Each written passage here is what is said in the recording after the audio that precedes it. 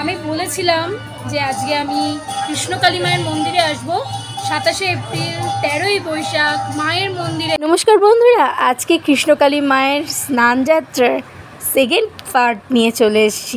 আপনারা কেমন আছেন সবাই? আশা করছি সবাই ভীষণ ভালো আছেন। আর আজকের ভিডিওটা খুব সুন্দর হতে চলেছে।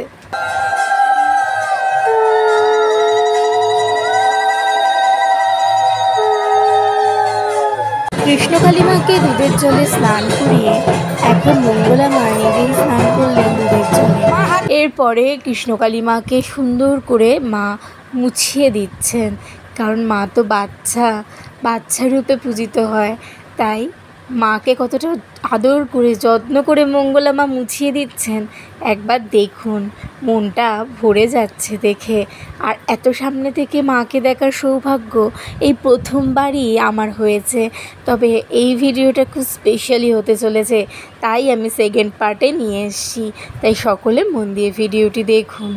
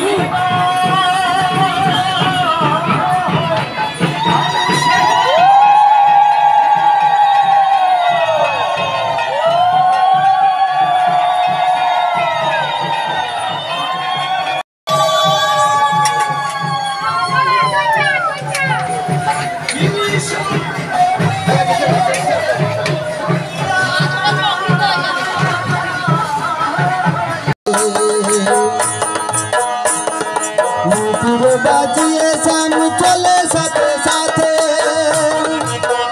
बाबा माने ना रे बाबा सोने ना रे बाबा माने ना रे बाबा सोने ना रे। সবার লাস্টে মায়ের ভোগ খেয়ে তারপর বন্ধুরা আমি বলেছিলাম যে আজকে আমি কৃষ্ণকালী মায়ের মন্দিরে আসব 27শে এপ্রিল 13ই বৈশাখ মায়ের মন্দিরে। কোনো ঝামেলা হবে না, কারণ ওই যে একটা কথা বলেছিলাম, ফাঁকা কলসির আওয়াজ বেশি, মঙ্গলা মা প্রমাণ করে দিয়েছে, ঠিক আছে? তাও এদের মুখগুলো কালো হবে না, ঠিক আছে? আমি প্রতিবাদ করব, বারবার করব, কারণ যারা হেরে যায় বারবার মঙ্গলা মার পেছনে লেগে আছে, তাদের হয়ে আমি বারবার লড়াই করব।